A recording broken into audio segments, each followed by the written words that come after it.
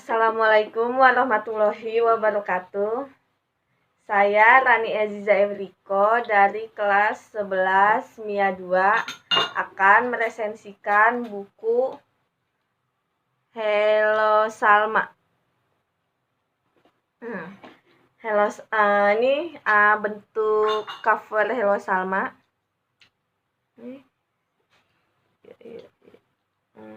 Ini belakangnya.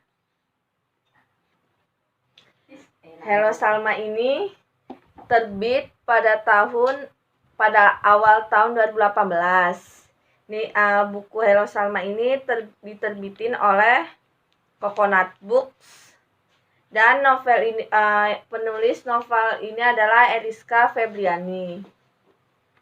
Novel ini sequel dari novel yang sebelumnya, yaitu Hello Salma.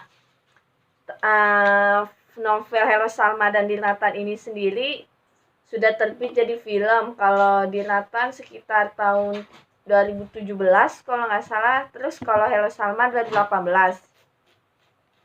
Akhir tahun 2018 tapi pas Hello Salma. Buku ini harganya sekitaran, tulisan di belakangnya katanya harga khusus Pulau Jawa sekitaran 95.000, dan tersedia di toko buku terdekat ataupun Gramedia.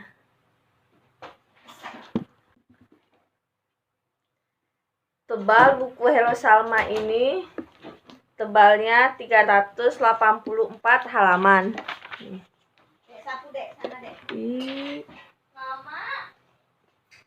Buku itu ya.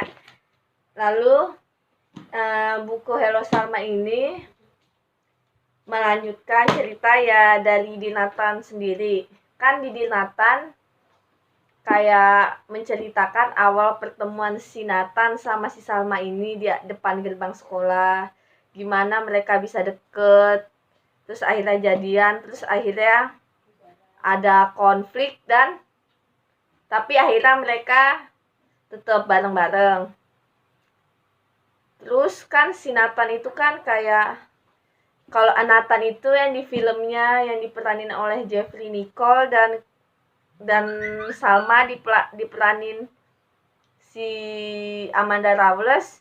Itu kan si Nathan-nya bad boy, terus tapi idaman para wanita di sekolah gitu, sedangkan si Salmanya itu cewek baik-baik, belum pernah, nggak tahu udah pernah pacaran atau enggak, pokoknya kayak kalau si Nathan itu kan bad boy gitu, sedangkan si Salma itu kayak cewek baik-baik, terus kayak cuman kayak ya udah cuman belajar doang, sedangkan Nathan sebaliknya.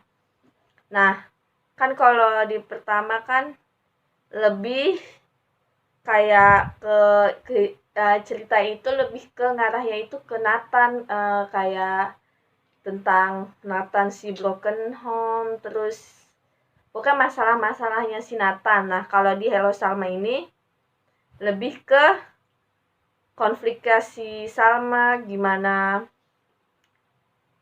si Salmanya ngadepin orang tuanya, kayak si Salma harus jadi dokter, harus sukses, harus ngikutin ini kemauan ayahnya.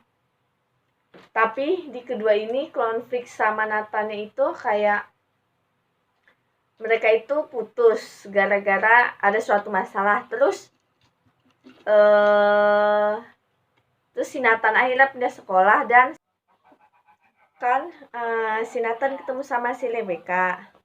Terus kayak si Nathan sama si Rebecca itu jadi deket gara-gara si Nathan nolongin Rebecca. Terus kayak Rebecca itu kayak, Nathan adalah pahlawan, kayak jadi itu dia tuh mau terus sama Nathan, dan sampai kayak Salma tuh ngeliat si Nathan sama Rebecca, terus kayak si Nathan udah move on dari gua, terus si Nathan kayak cepet banget move on sama gua, padahal tuh enggak, si Salma itu padahal mikir negatif doang gitu loh. Novel ini kayak terdiri ada 23 chapter gitu. Ini ada 23 chapter. Iya, 23. Terus ada di beberapa ini yang kayak ada quotesnya gitu. Ini salah satunya kayak, lo nggak bisa jujur sama diri lo sendiri, selalu ngelakuin hal-hal yang berbanding terbalik sama hati lo, kayak menambah nilai plusnya aja kalau ada begitunya. Terus kelebihan dari novel ini nih gampang banget, kayak pas banget dia ngambil pasarannya ke remaja, kayak ya konflik-konflik remaja, nggak terlalu berlebihan gitu kayak kisah masalahnya, cuman ya sewajarnya aja kisah masalah anak SMA. Terus pesan yang disampaikan oleh Eriska Febriani, si penulis novel ini nih nyampe banget, soalnya kayak ringan juga bahasanya, nggak berbelit-belit gitu. Terus kalau kelemahan novel ini, kekurangannya,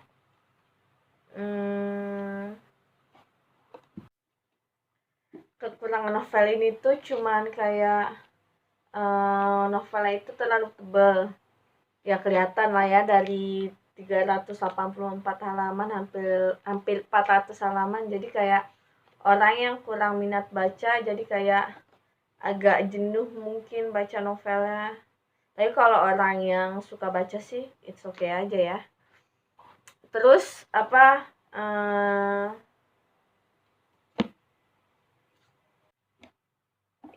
novel ini ya pasti recommended banget, soalnya ini novelnya tuh bestseller yang di Hello Salma di Natana, dua-duanya bestseller. Terus film-filmnya juga kalau nggak salah pas waktu itu yang Hello Salma ini penontonnya 2 juta atau berapa juta, jadi kayak ya pasti recommended banget lah, sebanyak itu orang nonton.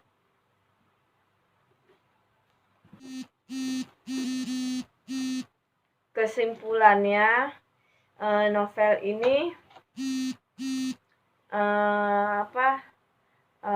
recommended sih buat dibeli, kayak ya buat ini nih nggak masuk ke kalangan anak remaja doang, kayak masuk ke semua umur dan cocok buat siapa aja yang ngebaca. Terus kayak kesimpulannya tuh kayak kayak masa depan tuh harusnya tuh anaknya mau A harusnya tuh diturutin, bukannya malah dipaksa harus B, harus ini, harus ngikutin kata orang tua lah apalah, padahal kan keinginan anaknya yang A.